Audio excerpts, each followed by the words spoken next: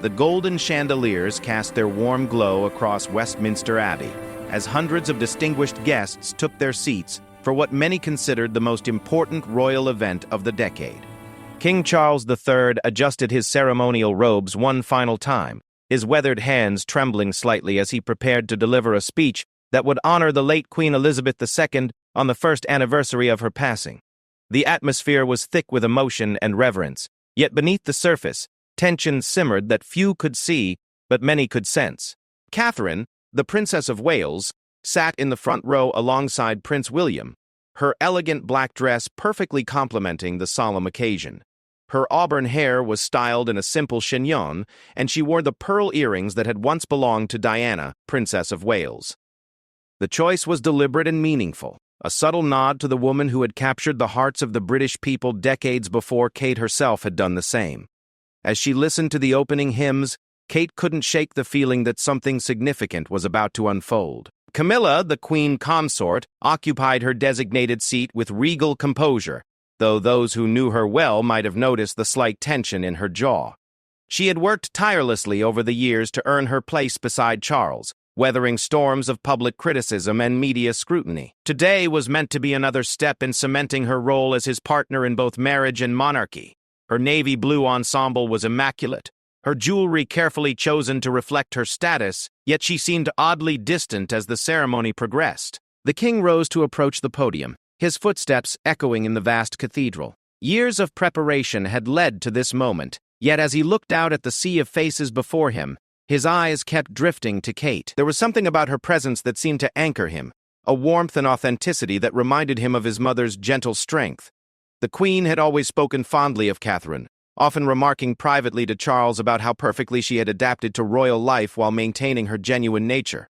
As Charles began his speech, his voice carried the weight of a year's worth of grief and reflection. He spoke of his mother's unwavering dedication to duty, her love for the Commonwealth, and her ability to bring people together during the most challenging times.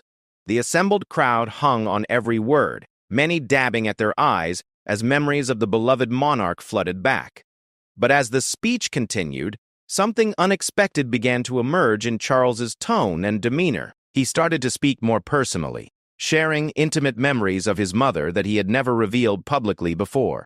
He told of quiet moments in the gardens at Balmoral, of her gentle guidance during his most difficult decisions, and of her hopes for the future of the monarchy. With each word, his voice grew stronger, more confident, as if channeling his mother's own unwavering spirit. It was during one of these deeply personal revelations that Charles's gaze found Kate again, and this time it lingered. The connection was unmistakable to those paying close attention. Charles seemed to be drawing strength from Kate's presence, as if she represented everything his mother had hoped the royal family could become. Her compassionate smile, the way she leaned forward slightly to catch every word, the genuine emotion reflected in her eyes. All of it seemed to resonate with the king in a profound way. It was as if, in that moment, he saw not just his daughter-in-law, but the embodiment of his mother's vision for a modern, relatable monarchy. William noticed the exchange and felt a complex mix of emotions. He was proud of his wife's ability to command such respect and affection, yet he also understood the delicate balance of royal protocol and family dynamics. The relationship between Kate and Charles had always been warm, built on mutual respect and shared dedication to their royal duties. But today, something felt different, more intense, as if the weight of the crown and the memory of the late queen were creating new bonds and understanding between them. The audience, meanwhile, remained largely unaware of the subtle undercurrents flowing through the abbey. They were focused on the king's words, moved by his vulnerability and strength in equal measure. But those in the front rows, particularly other members of the royal family and close friends, began to sense that something significant was happening. The energy in the room shifted subtly, becoming more charged with emotion and possibility. Camilla's discomfort became more apparent as she watched her husband's attention repeatedly return to Kate. She had always known that Charles held his daughter-in-law in high regard, but the intensity of his focus today felt different. It wasn't romantic or inappropriate. That wasn't the nature of their relationship.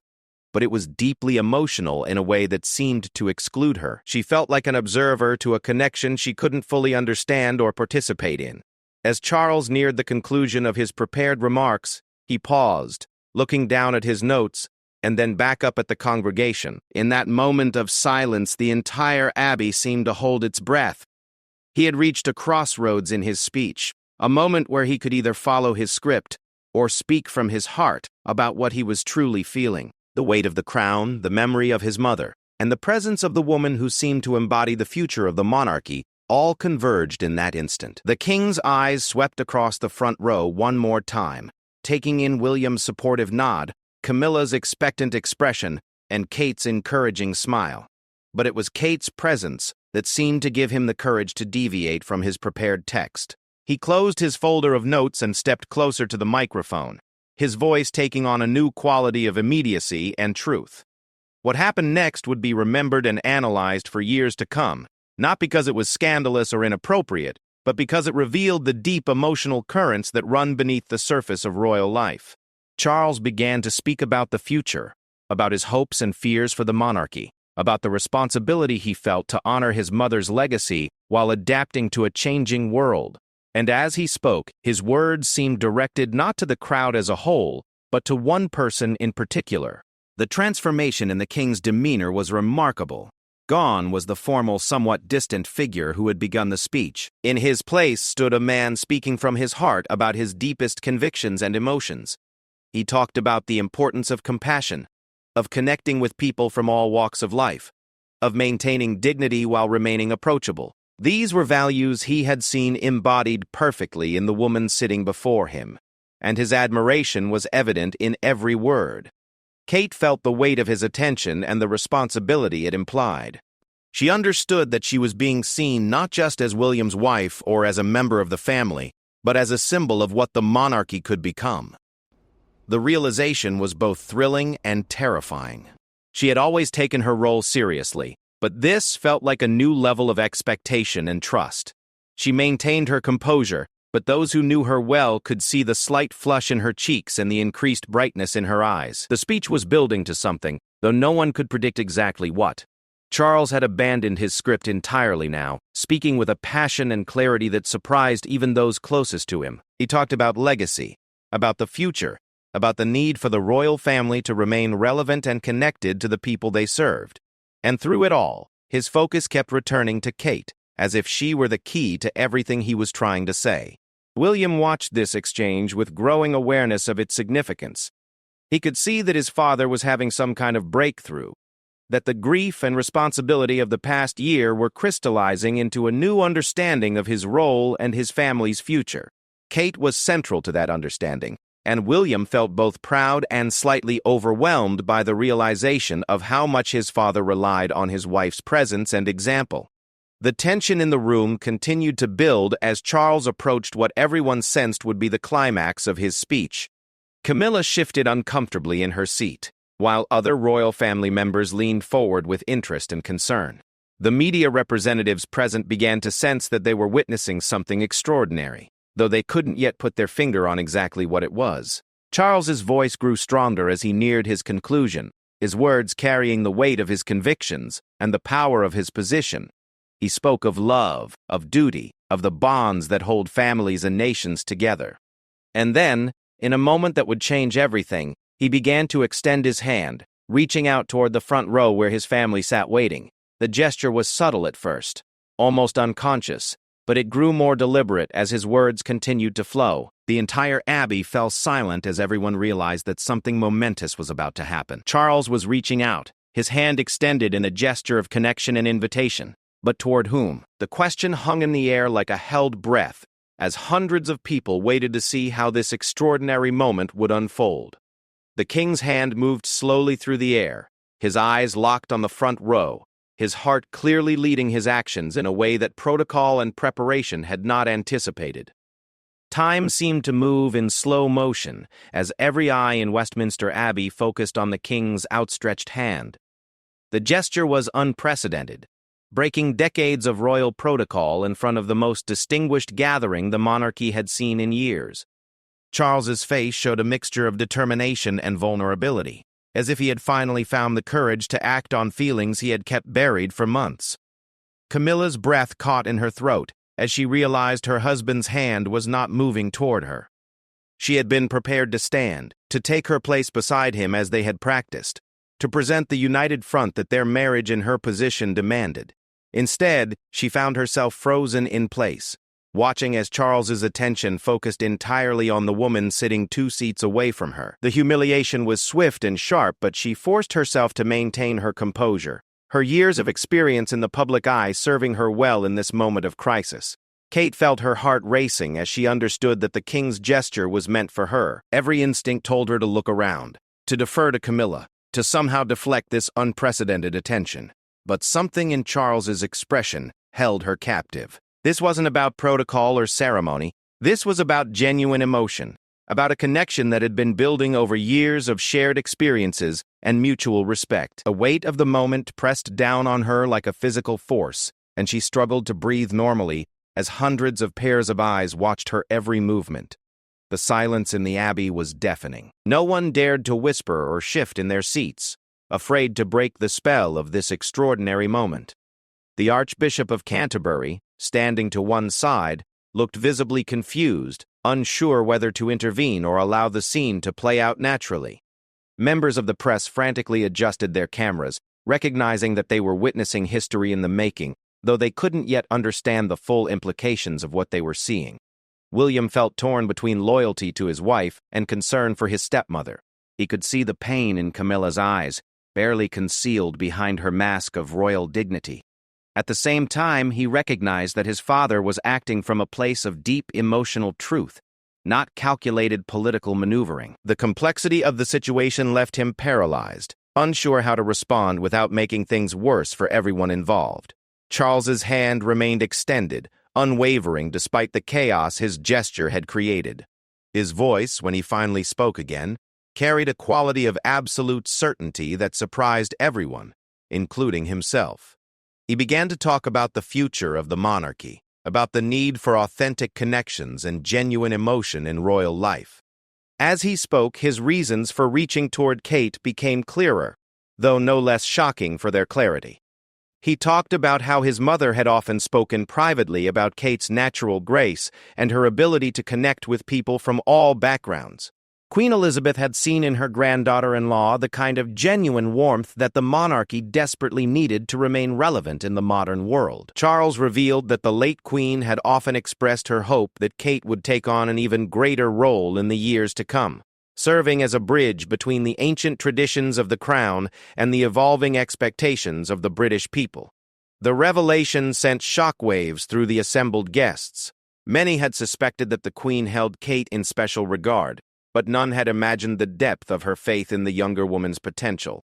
Charles's words painted a picture of private conversations and intimate moments where the Queen had shared her vision for the future, a vision in which Kate played a central role that went far beyond her traditional position as William's wife. As Charles continued speaking, his hand still extended toward Kate. The true meaning of his gesture became apparent. This wasn't a romantic overture or a slight against Camilla.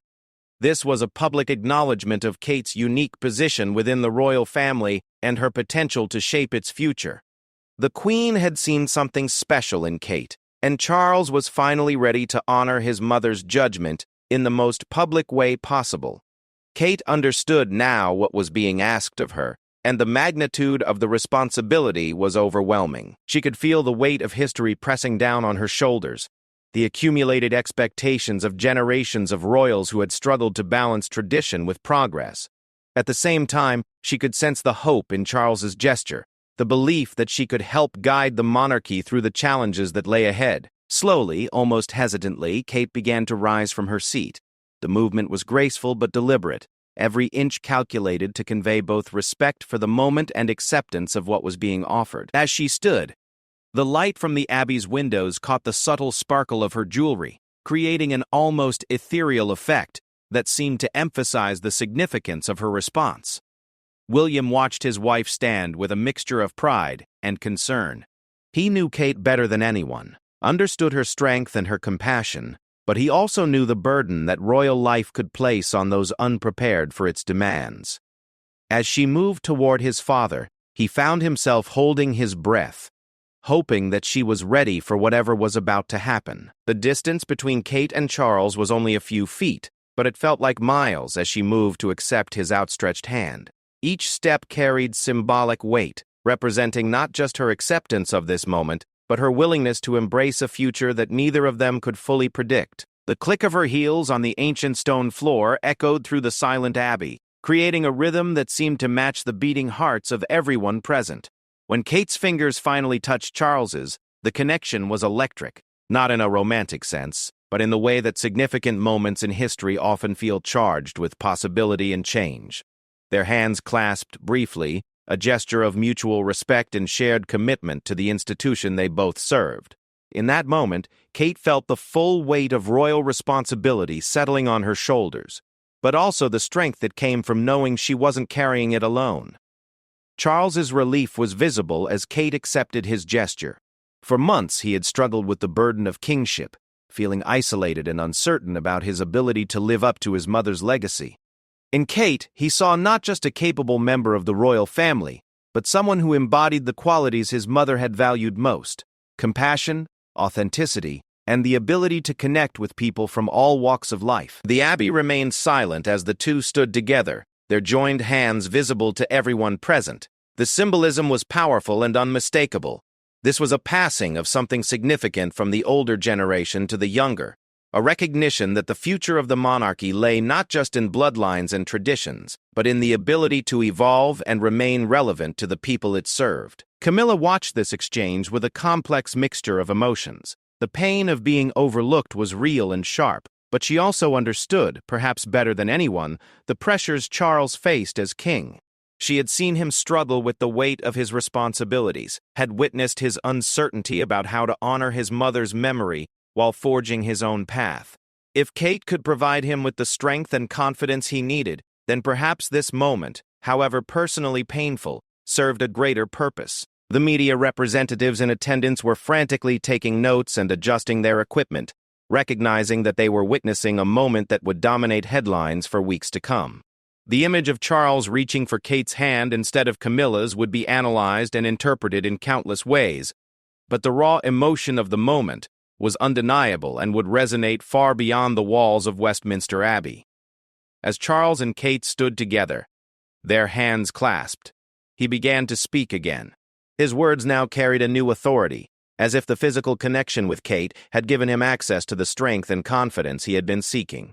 He talked about his mother's vision for a monarchy that was both respectful of tradition and responsive to change, a royal family that could serve as a source of stability and inspiration for the nation. The speech that followed was unlike anything Charles had delivered before. Gone was the sometimes hesitant, overly formal tone that had characterized many of his public addresses. In its place was a voice filled with passion and conviction, speaking truths that had been building inside him for months, but that he had never had the courage to express so directly.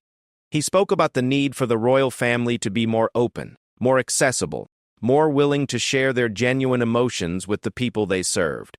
He talked about the importance of connecting across generational lines, of learning from both the wisdom of the past and the energy of the future. And through it all, Kate's presence beside him seemed to validate and strengthen every word he spoke. The transformation in Charles was remarkable to witness. The man who had often seemed burdened by the weight of his position now appeared energized and purposeful, as if he had finally found a way to channel his deepest convictions into his role as king. Kate's willingness to stand with him, to accept the symbolic weight of his gesture, had given him something he hadn't realized he was missing: a sense of partnership in carrying the monarchy forward. For Kate, the experience was equally transformative. She had always taken her royal duties seriously, but this felt different, more personal, more significant. She could feel the expectations of everyone in the abbey, the weight of history and tradition, but also the possibility of helping to shape something new and meaningful. The little girl from Berkshire who had once dreamed of fairy tales was now standing at the center of a real-life moment that would define the future of the British monarchy. The atmosphere in Westminster Abbey had shifted from solemn ceremony to something far more electric and unpredictable. As Charles and Kate stood together, their hands still clasped, Whispers began to ripple through the congregation like gentle waves. The initial shock was giving way to fascination as guests tried to process what they were witnessing and what it might mean for the future of the royal family. Prince Harry, who had flown in from California specifically for this memorial service, watched the scene unfold with particular interest. His relationship with his family had been complicated in recent years, but he recognized the significance of this moment. He could see something in his father's demeanor that reminded him of happier times, before the weight of kingship had settled so heavily on Charles's shoulders. Kate's presence seemed to be bringing out a side of Charles that had been dormant for too long. The Queen's cousin, Princess Anne, observed the proceedings with her characteristic directness. As someone who had always valued substance over ceremony, she appreciated what appeared to be a genuine moment of connection between two people who genuinely cared about the institution they served. Anne had always respected Kate's work ethic and her ability to handle the pressures of royal life with grace, and she could see why Charles might turn to her for support during this difficult period. Meanwhile, the Prime Minister, who was seated in the section reserved for government officials, tried to maintain a neutral expression while mentally calculating the political implications of what he was witnessing. The royal family's dynamics had always been a delicate matter for the government, requiring careful navigation to maintain both constitutional propriety and public support for the monarchy. This unexpected development would require careful handling in the days to come. Charles continued his speech, his voice gaining strength with each word. He spoke about his mother's belief that the monarchy should evolve while maintaining its core values, that it should find ways to remain relevant to each new generation while honoring the traditions that had sustained it for centuries. As he talked, his eyes frequently returned to Kate, as if drawing inspiration from her presence and her example of how to balance tradition with modernity. The media section was buzzing with barely contained excitement. Seasoned royal correspondents who had covered decades of royal events recognized that they were witnessing something unprecedented. The carefully choreographed world of royal ceremonies rarely produced such spontaneous moments of genuine emotion, and the implications of Charles's gesture toward Kate would be debated and analyzed for years to come. Kate, meanwhile, was drawing on every lesson she had learned about royal protocol and public composure. Standing beside the king in front of such a distinguished audience required a level of poise that she had spent years developing. But this situation went far beyond anything she had prepared for. She could feel the weight of hundreds of gazes upon her, each person trying to understand what her presence beside Charles meant for the future of the monarchy. William's emotions were a complex mixture of pride, concern, and bewilderment. He had always known that his wife possessed the qualities that made her perfectly suited for royal life. But seeing her thrust into such a prominent symbolic role without warning was both thrilling and nerve-wracking. He trusted Kate's judgment and her ability to handle whatever situation arose, but he also understood that this moment would change how the public perceived her role within the royal family. The Archbishop of Canterbury, who had been standing to one side during Charles's speech, finally decided to step forward. As the senior clergyman present, he felt a responsibility to provide some structure to what had become an increasingly unpredictable situation. He approached the podium with the measured steps of someone accustomed to handling delicate situations, his presence bringing a sense of gravitas and authority to the proceedings. But Charles, sensing the Archbishop's intention to intervene, raised his free hand in a gentle but unmistakable gesture indicating that he wished to continue. The message was clear. This was his moment, his speech, his decision to make. The Archbishop hesitated, then nodded respectfully and stepped back, recognizing that sometimes the most important moments in royal history occurred when protocol was set aside in favor of authentic human connection. Charles began to share more personal memories of his mother, stories that revealed the private woman behind the public figure. He told of conversations they had shared about the future of the monarchy, about her hopes and concerns for the institution she had devoted her life to serving. Many of these stories featured Kate prominently, revealing the depth of the Queen's affection for her granddaughter-in-law and her belief in Kate's potential to help guide the royal family through the challenges of the modern world. The revelation that the late Queen had specifically mentioned Kate in these private conversations added another layer of significance to Charles's gesture. It became clear that his decision to reach for Kate's hand was not impulsive or disrespectful to Camilla, but rather an acknowledgement of his mother's expressed wishes for the future. The Queen had seen something special in Kate, and Charles was finally ready to honor that judgment in the most public way possible. As these stories unfolded, the mood in the abbey began to shift again. The initial shock and uncertainty were giving way to a deeper understanding of what was happening. This wasn't a rejection of Camilla or a deviation from royal protocol for its own sake. This was a son honoring his mother's memory by embracing her vision for the future of the monarchy. Camilla, who had initially felt wounded and excluded, began to understand the larger context of Charles's actions. She had heard some of these conversations herself, had witnessed the Queen's special affection for Kate, and had seen how the younger woman's presence seemed to energize and inspire Charles. While the personal sting of being overlooked remained, she began to appreciate that this moment was about something larger than her own feelings. The Duke and Duchess of Edinburgh, Edward and Sophie, watched the proceedings with keen interest. As working royals who had devoted their lives to supporting the monarchy, they understood the delicate balance required to maintain both personal relationships and institutional stability. They could see that Charles was navigating uncharted territory, but they also recognized the authenticity of his emotions and the potential benefits of embracing change rather than fighting it. International dignitaries and foreign royalty in attendance were taking careful note of the proceedings. The British monarchy served as a model for royal institutions worldwide, and any significant changes in its structure or dynamics would have implications far beyond the United Kingdom. The sight of a king publicly acknowledging the special role of his daughter-in-law in such dramatic fashion would be analyzed by constitutional experts and royal watchers around the globe. Charles's speech began to focus more directly on the future, on his hopes and plans for the monarchy during his reign.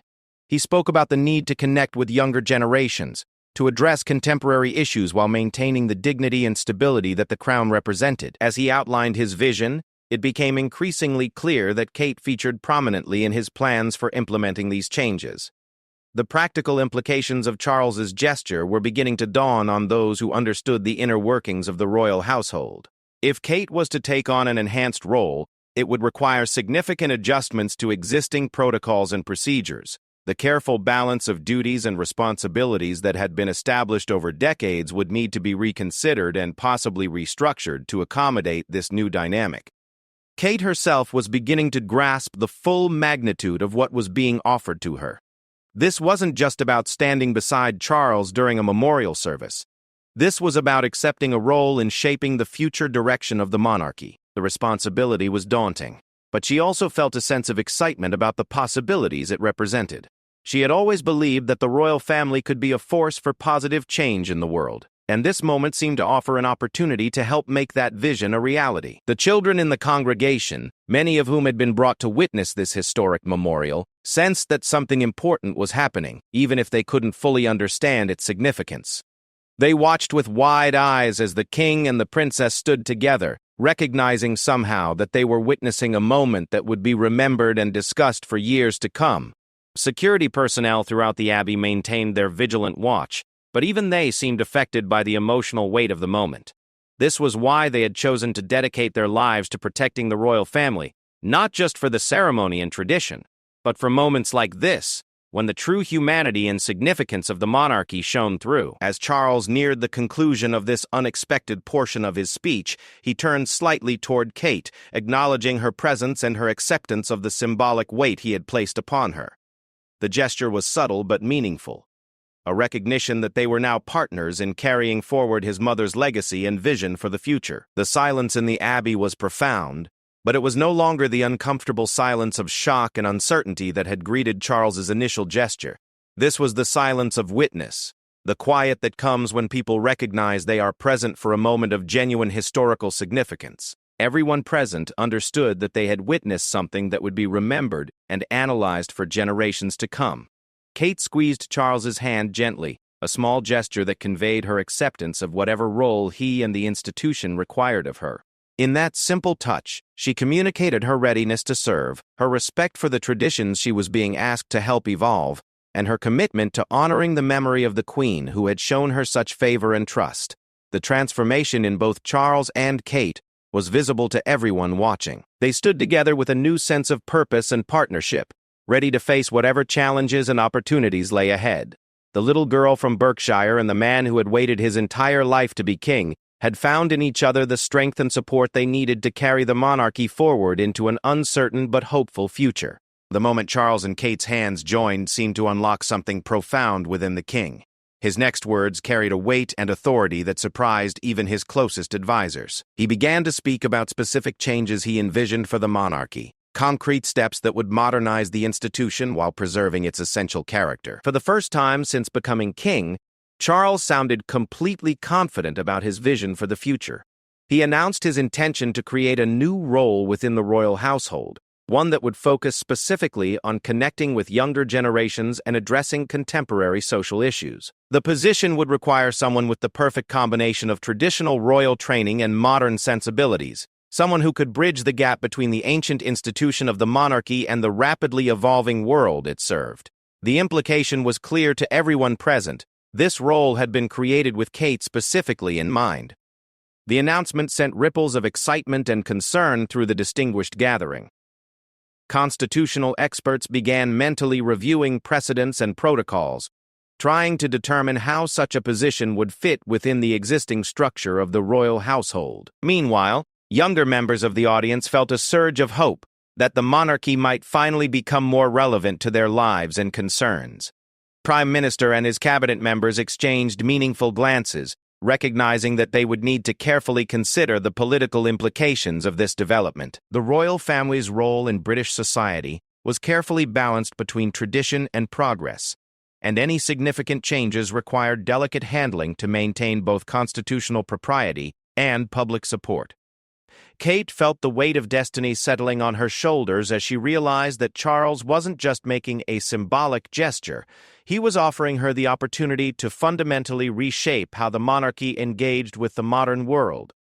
The responsibility was enormous, but so was the potential to make a real difference in people's lives. She thought of all the causes she had championed over the years, from mental health awareness to early childhood development, and saw how they could be expanded and enhanced through this new role. William watched his wife's face as understanding dawned, seeing the mixture of excitement and trepidation that always appeared when Kate was presented with a significant challenge. He knew her well enough to recognize that she was already beginning to formulate plans and strategies, her mind racing ahead to consider how she could use this opportunity to maximum effect. His pride in her capabilities was matched only by his concern about the additional pressures this role would place on their family. The international media representatives present were frantically taking notes and adjusting their equipment, recognizing that this story would dominate global headlines for weeks to come. The British monarchy was watched and emulated worldwide, and any significant changes to its structure would have implications far beyond the United Kingdom's borders.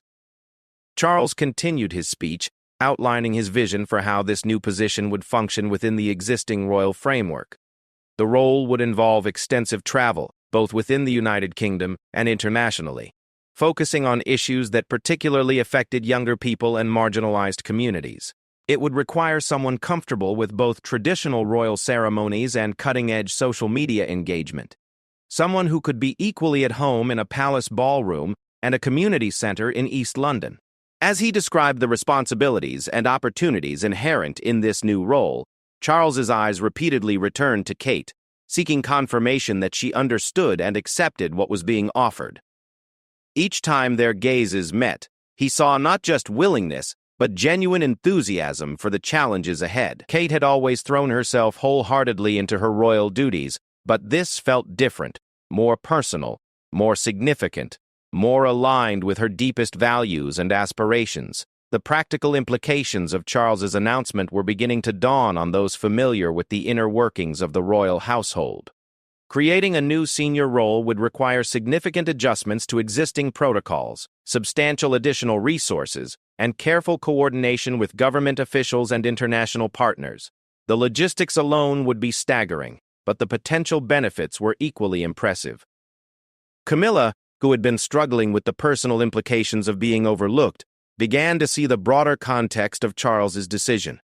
She had always admired Kate's ability to connect with people from all backgrounds, her genuine compassion for those facing difficulties, and her skill in using her platform to highlight important issues. If anyone could succeed in this new role, it would be Kate, and the success of the monarchy was more important than any personal feelings of exclusion. The younger members of the royal family, including Princesses Beatrice and Eugenie, watched the proceedings with particular interest. They understood better than their elders how difficult it could be to find a meaningful role within the traditional structure of the monarchy, and they were intrigued by the possibility that Charles was creating new opportunities for making a real impact on society. Members of various charitable organizations and NGOs in attendance were already beginning to consider how this development might affect their work. Kate had been a valuable patron and supporter for numerous causes over the years, and the prospect of her taking on an enhanced role with greater resources and authority was exciting for those working on the front lines of social change. Charles began to share more specific details about his mother's vision for the monarchy's future, revealing conversations and planning sessions that had taken place during the final years of her reign. Queen Elizabeth had been deeply concerned about the monarchy's relevance to younger generations, and she had specifically identified Kate as someone who could help bridge that gap. The late Queen had spoken often of Kate's natural ability to make people feel valued and heard, qualities that would be essential for the monarchy's continued success. These revelations added profound significance to Charles's gesture toward Kate. This wasn't an impulsive decision or a slight against other family members. This was the implementation of a carefully considered plan that had been developed in consultation with his mother. The weight of royal tradition and the Queen's explicit blessing gave Charles's announcement an authority that no one could question. Kate felt tears prick her eyes as she listened to these intimate details about the Queen's faith in her abilities. She had always known that the late monarch held her in special regard, but learning about the depth of her trust and the specific role she had envisioned was both humbling and inspiring. The little girl who had once watched royal weddings on television had become central to the monarchy's future in ways she had never imagined possible. The assembled dignitaries were beginning to understand that they were witnessing not just a memorial service, but a pivotal moment in the evolution of the British monarchy. The careful balance between tradition and progress that had characterized the institution for centuries was shifting, with Kate positioned to play a crucial role in navigating this transformation. Security personnel throughout the Abbey maintained their professional vigilance, while internally marveling at the historic nature of the moment they were witnessing. These men and women had dedicated their lives to protecting the royal family, and they understood better than most the significance of what was unfolding before them. Charles's speech began to wind toward its conclusion, but not before he made one final unexpected announcement. He revealed that he intended to establish a new foundation, funded by the royal family's private resources, that would support the innovative social programs and initiatives that Kate would champion in her new role. This wasn't just about creating a position within the existing structure. This was about providing the resources and authority necessary to make real, lasting change. The magnitude of Charles's vision was becoming clear to everyone present. This wasn't simply about modernizing royal ceremonies or updating communication strategies. This was about fundamentally reimagining how the monarchy could serve as a force for positive change in the world. Kate would have the resources, the platform, and the authority to tackle some of society's most pressing challenges in ways that had never been possible before. International observers were taking careful note of these developments, recognizing that other monarchies around the world would be watching to see how this experiment in royal modernization unfolded. The British royal family had always served as a model for similar institutions globally, and the success or failure of Charles's vision would influence royal families from Scandinavia to Southeast Asia. As Charles finally began to conclude his extended remarks, he turned once more toward Kate, his expression combining gratitude, hope, and absolute confidence in her abilities. The hand that had reached out to her at the beginning of this extraordinary sequence was now steady and sure, no longer seeking support, but offering partnership in the monumental task ahead. Kate squeezed his hand one final time, a gesture that conveyed her acceptance of the challenges and opportunities he was placing before her. In that moment, she made a silent promise to honor not just his trust, but the faith that Queen Elizabeth had placed in her abilities. The girl from Berkshire was ready to help reshape the British monarchy for the 21st century. The silence that followed Charles's conclusion was different from the shocked quiet that had greeted his initial gesture toward Kate.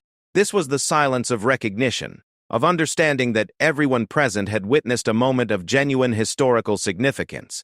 The transformation of both Charles and Kate during the course of the speech was evident to all, and the implications of what they had heard would resonate far beyond the walls of Westminster Abbey. The final moments of Charles's speech hung in the air like a benediction, his words about hope, legacy, and transformation resonating through every corner of Westminster Abbey. As he and Kate finally separated, their hands releasing after what felt like hours but had been only minutes, the entire congregation remained suspended in a moment of profound recognition that the monarchy had just evolved before their eyes. The Archbishop of Canterbury stepped forward to offer the closing prayers, his voice carrying the weight of centuries of tradition, even as he acknowledged the historic nature of what had just transpired. His words seemed to bless not just the memory of Queen Elizabeth II, but the new direction that her son and granddaughter-in-law were charting for the institution she had devoted her life to serving. As the final amen echoed through the abbey, the spell of silence was gradually broken. People began to shift in their seats, to exchange whispered comments with their neighbors, to process what they had witnessed. The formal ceremony was concluding, but everyone understood that the real significance of this day was just beginning to unfold. Kate returned to her seat beside William, her composure intact but her mind racing with the implications of what had just occurred. She could feel the weight of hundreds of gazes upon her, each person trying to understand what her new role would mean for their own relationship with the monarchy. The responsibility was enormous, but she also felt a surge of excitement about the opportunities that lay ahead. William reached for his wife's hand as she sat down, his touch conveying both support and a silent question about how she felt about what had just happened. Kate's squeeze in return communicated her gratitude for his understanding and her confidence that they could navigate whatever challenges this new role would bring to their family. Camilla rose with dignity as the formal proceedings concluded, her years of experience in public life serving her well in this moment of personal challenge. She understood that Charles's gesture toward Kate hadn't been meant as a rejection of her, but rather as an acknowledgement of Kate's unique qualifications for the role he was envisioning. The sting of being overlooked remained, but she also felt pride in her husband's courage to make such a bold statement about the future of the monarchy. As the royal family began to process out of the abbey, the international media representatives were already formulating their reports. Headlines were being crafted, expert commentators were being contacted, and the global conversation about the future of the British monarchy was beginning in earnest.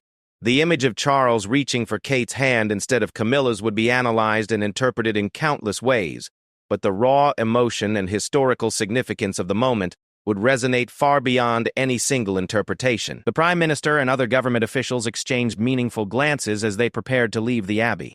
The constitutional implications of Charles's announcement would need to be carefully considered and properly integrated into the existing framework of royal governmental relations. This wasn't just a family matter. This was a significant development that would require delicate handling at the highest levels of British politics. International dignitaries and foreign royalty made mental notes about what they had witnessed, recognizing that the British monarchy's evolution would influence similar institutions around the world. The sight of a king publicly embracing change and innovation while honoring tradition would be studied and possibly emulated by royal families from Europe to Asia. As Kate walked down the aisle of Westminster Abbey, she could feel history settling around her like a mantle. The little girl who had once dreamed of fairy tales was now positioned to help write the next chapter of one of the world's most enduring royal stories. The weight of expectation was balanced by the excitement of possibility, and she walked with the confident grace that had always characterized her approach to royal duty. The crowds outside the abbey had been watching the ceremony on large screens, and they erupted in cheers as the royal family emerged. The public's reaction to what they had witnessed was overwhelmingly positive, with many expressing excitement about the prospect of a more modern, engaged monarchy. Kate's popularity with the British people had always been high, and the prospect of her taking on an enhanced role was met with enthusiasm and support.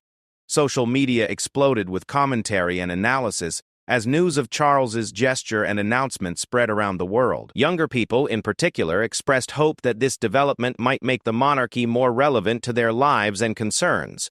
The hashtags #KingCharles and #PrincessKate began trending globally within hours of the ceremony's conclusion. In the days that followed, constitutional experts and royal historians would debate the precedents and implications of what had occurred. Some would argue that Charles had overstepped traditional boundaries, while others would praise his courage in adapting the monarchy to contemporary needs.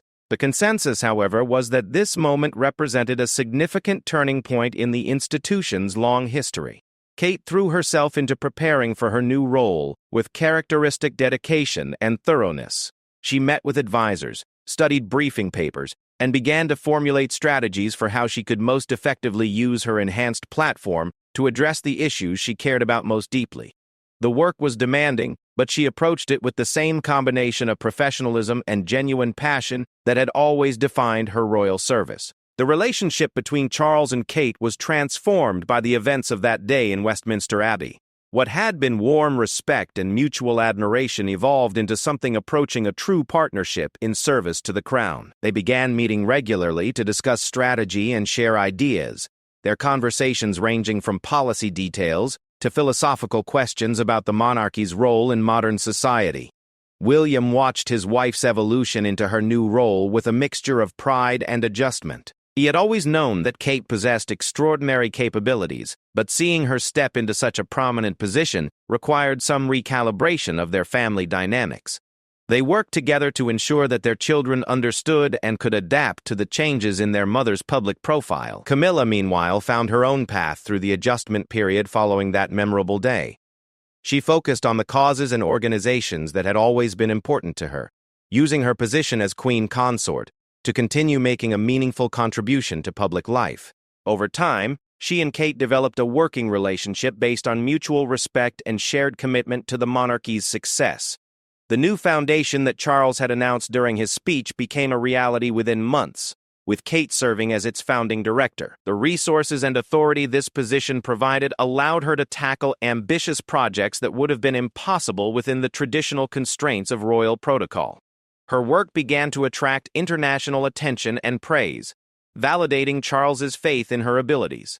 The transformation of the monarchy that began that day in Westminster Abbey continued to unfold over the following years. Kate's innovative approaches to royal engagement, combined with Charles's willingness to embrace change while honoring tradition, helped to reinvent the institution for a new generation. The British people responded positively to these changes, with polling consistently showing increased support for the monarchy under Charles's reign. International observers watched these developments with keen interest, and several other royal families began implementing similar modernization initiatives. The British monarchy's successful evolution became a model for how ancient institutions could adapt to contemporary challenges, while maintaining their essential character and purpose. Looking back, historians would mark that moment in Westminster Abbey when Charles reached for Kate's hand as a pivotal point in the monarchy's history. It represented not just a personal gesture between two people who cared deeply about their shared institution, but a public commitment to evolution, innovation, and authentic human connection within the framework of royal service. Kate's children would grow up understanding that they had witnessed their mother accept a historic responsibility on that autumn day when the entire hall fell silent. They would carry forward the legacy of service and innovation that she embodied, ensuring that the changes begun by their grandfather and implemented by their mother would continue to shape the monarchy for generations to come. The story that began with a simple gesture, a king reaching toward his daughter-in-law instead of his wife, became a testament to the power of authentic emotion and genuine partnership in service of something larger than themselves. In that moment of unprecedented vulnerability and trust, Charles and Kate had shown the world that the monarchy could honor its past while embracing its future, maintaining its dignity while connecting with contemporary hearts and minds. Years later, when people looked back on that extraordinary day, they would remember not the shock or the protocol that was broken, but the hope and possibility that were born when a king chose courage over convention, and a princess accepted the challenge of helping to reshape one of the world's oldest institutions. The silence that fell over Westminster Abbey had been filled with the sound of history turning a page, and the story that followed would inspire generations of people who believed in the power of dedicated service and authentic human connection.